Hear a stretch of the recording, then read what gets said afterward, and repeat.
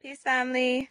All right, so a white feminist reached out to me and she told me she thought I was very powerful, and basically she tried to persuade me with compliments to be a part of the feminist movement. She said she thought I was fighting the wrong cause and that sexism was worse than racism because women have always been discriminated against, have always been oppressed, have not had the same equal rights as men no matter what the race. And she thought I would be a major asset to the movement. And so I want to go ahead and address this so everybody knows where I stand when it comes to feminism, especially black feminism. Black feminism branched from white feminism, which initially had absolutely nothing to do with the black man or the black woman. The only reason the white woman reached out to the black woman was because she needed numbers, was because she needed signatures. The same way this white woman only reached out to me was because she thought I would be an asset. The same way politicians only pay black people any attention when they need our votes. Okay, so the white feminism, it had absolutely nothing to do with us. It had everything to do with the white man not treating the white woman right. It had everything to do with the white woman not having the same equal rights as the white man. But the black man and black woman got their equal rights at the same time.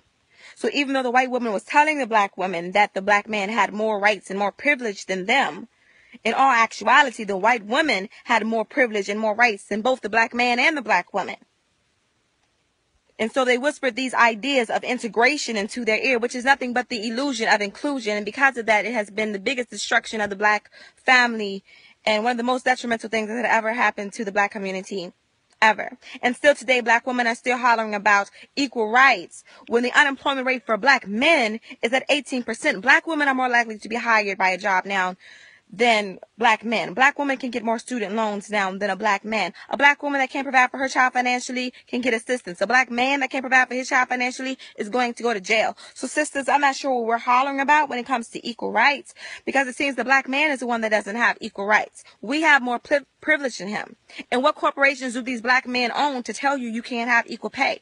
It's not the black man that you should be mad at, sisters. You got to look at it as a game of chess. Even though these white feminists say they hate their men, you got to know that they are still the mate of this white man. So they're going to protect that white king as they should in a game of chess. You should be protecting your black king. But see, they have infiltrated the black community by getting the black woman to turn her back on the black man. The welfare program is a perfect example, which tells us, sisters, that if you need help or want help from the white man, you have to turn your back on the black man. You have to give up the black man. If you want to live in these apartments, your children cannot have a father in the home. Also, think of another family structure that it brings about. Think of what it does to our career mothers.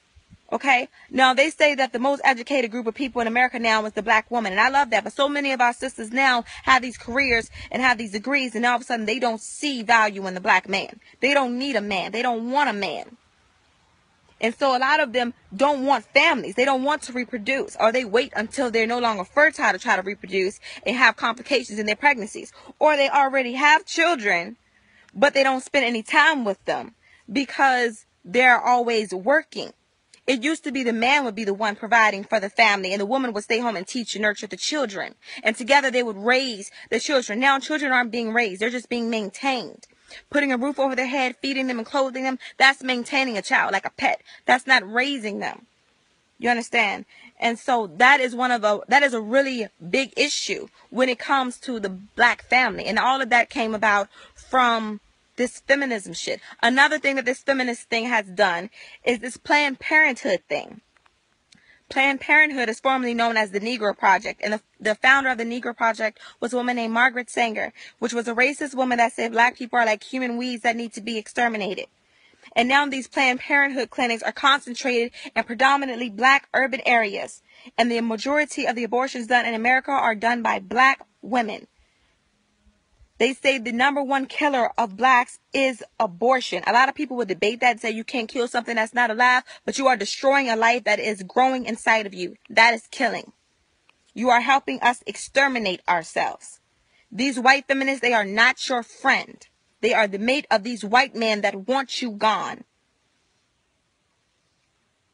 And think of also what it does to our children that are growing up without fathers in the home.